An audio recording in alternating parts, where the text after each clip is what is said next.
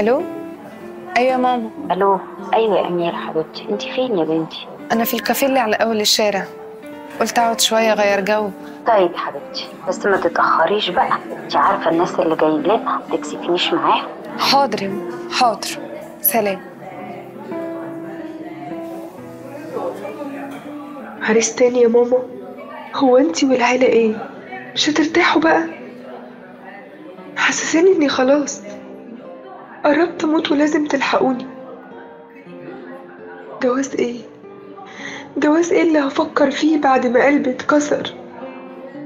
فاكرة كل حاجة زي ما تكون امبارح في نفس المكان ده.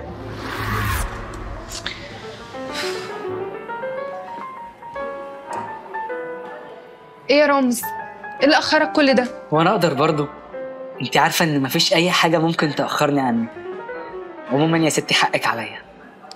ولا يهمك، انت عارف انا لو زعلت من الدنيا كلها ما اقدرش ازعل منك. المهم، الموضوع الضروري جدا اللي عايز تكلمني فيه. اميره، انت عارفه ان انا ما عنديش حد اغلى منك، صح؟ دي الحاجه الوحيده اللي انا متاكده منها من ساعه ما عرفنا بعض. وعشان كده انا خايف عليكي. مش فاهمه. اميره، احنا مش هينفع نكمل مع بعض. ايه اللي انت بتقوله ده؟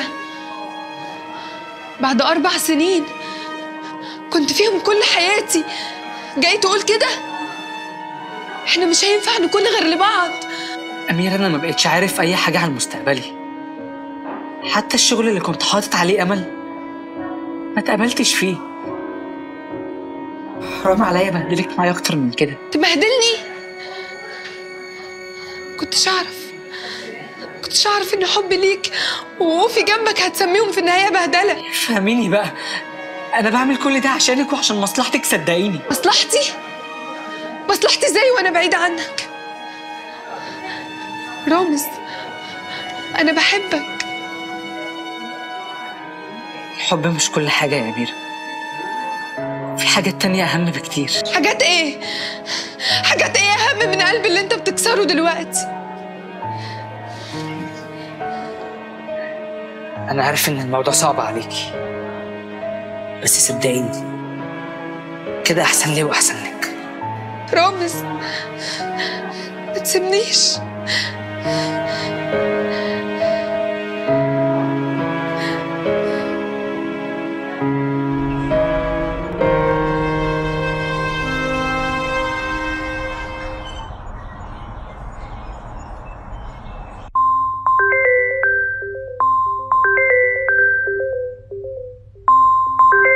ها، طمني، عملت ايه؟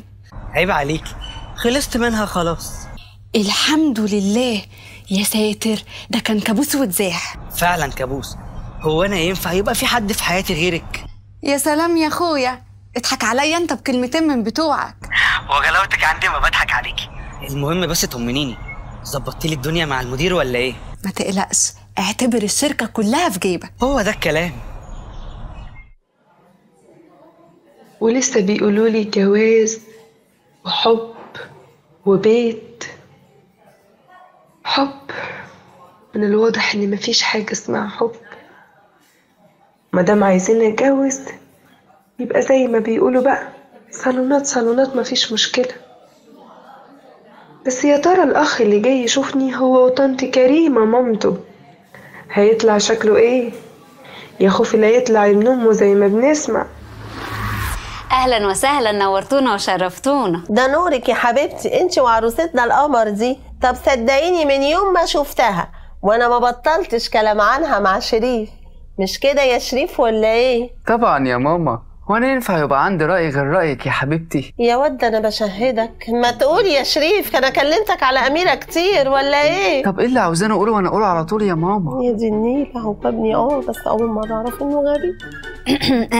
ما تقومي يا اميره حبيبتي كده تجيبي لهم حاجه يشربوها.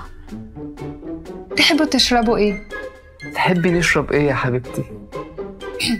في عصير انا اللي عاملاه، هجيب لكم منه. تسلم ايدك يا حبيبتي، عروستنا ما شاء الله ذوق وادب واخلاق واحنا ان شاء الله مش هنخليها محتاجة حاجة ابدا، ولا ايه يا شريف؟ طبعا طبعا، هو في رأي بعد رأيك يا ماما؟ يا حبيب ماما. انا هقوم اجيب لهم العصير قبل ما يجرالي حاجه.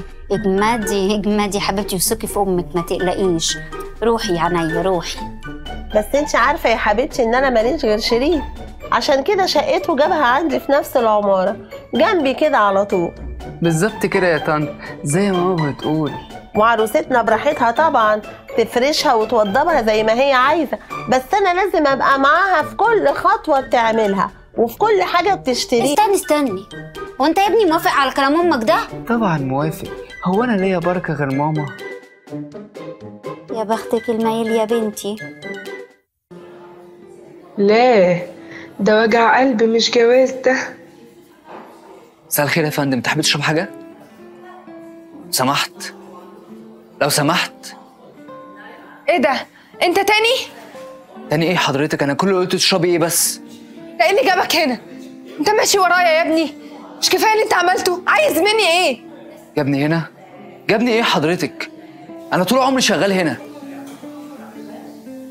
شغال هنا؟ سوري معلش، ما كنتش اقصد. اصل انت شبه. مش مشكله. هات لي 1 ليمون. تحت امرك يا فندم. مش معقول الحكاية تبقى كده. مش معقول ليه؟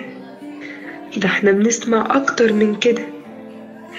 لو ما طلعش ابن امه اكيد هيطلع واحد جاي يشتري اي واحدة بفلوسه عشان يتجوز وخلاص. بصي بقى يا طنط، انا راجل دغري وما عنديش وقت اضيعه. انا بعون الله هخلي اميره مش محتاجه حاجه خالص، يعني زي ما بيقولوا كده انا عايزها بشنطه هدوم. زي ما بيقولك كده يا حبيبتي، احنا مرتبين كل حاجة، يعني كلها 2-3 والحكاية تخلص خالص. ها قلت ايه يا عروسة؟ انتوا الصراحة ناس عداكم العيب، ولا ايه يا أميرة؟ ايوه يعني ايه؟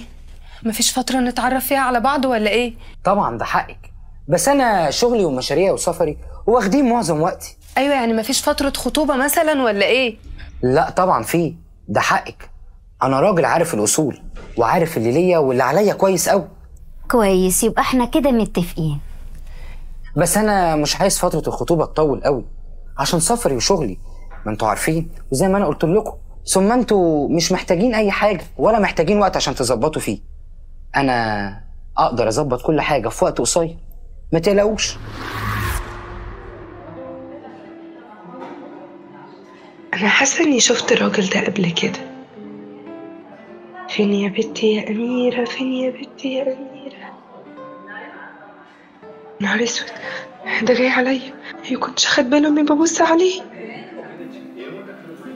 مساء الخير. مساء النور. حضرتك تعرفني؟ الأستاذة أميرة صلاح، خريجة كلية تجارة جامعة عين شمس بتقدير جيد جدا. ثانية واحدة، وحضرتك عرفت الكلام ده كله ازاي؟ انت من فترة كنت شغالة في شركة استيراد وتصدير كبيرة مش كده؟ ايوه فعلا. كان ليكي مدير ما تعاملتيش معاه غير مرة أو مرتين، ده لأنه كان شغال في فرع الشركة الرئيسي في دبي. أستاذ نبيل كامل؟ مش معقول، ازاي حضرتك؟ وليه مش معقول؟ مش بيقولوا مسير الحي يتلاقى ولو بعد حتى 3 سنين؟ بس أنا كان ليا عندك سؤال كنت عايز أسأله لك، لو ما عندكيش مانع طبعا. ده حضرتك تؤمر. ده أنا عمري ما هنسى الفترة اللي اشتغلت فيها مع حضرتك، رغم إن هي كانت فترة قصيرة وما تقابلناش فيها غير مرة أو مرتين، بس حقيقي أنا ما شفتش مدير زي حضرتك، مدير منظم وبيحب شغله. إيه يا أميرة، أنا كده هنسى السؤال بالراحة. أنا آسفة بأمانة من فرحتي بأمانة. لا ولا يهمك، أنا بهزر. هو أنت ليه سبت الشركة بعد ما أنا مشيت؟ أنا أحب مديري يدافع عني، أحس إنه خايف عليا أنا فعلا، مش على الشغل وبس. وده اللي أنا ما لقيتهوش بعد ما حضرتك مشيت. بقول لك ايه، انتي مش قلتي ان ابنك جاي؟ هو فين بقى؟ يا حبيبتي جاي، بس هو يعني تلاقيه اتاخر في الشغل شويه، حقك عليا. انا قلت اسبقه واجي اقعد معاك، اصل انتي كنتي وحشاني قوي. إيه، أنا بفكر في حاجة كده، إن أبقى مديرك مرة تاني. بجد؟ طبعا بجد، بس المرة دي هيبقى في شركتي اللي أنا هفتحها قريب. إيه رأيك؟ طب وهي دي حاجة محتاجة رأي؟ موافقة طبعا. اما ارن على البنت دي اللي اشوفها كسفانه كده مع الناس، اما اشوف ما جاتش ليه لحد دلوقتي. لما ارن على الواد ده كمان اشوفه راح فين اللي كاسفني مع الناس.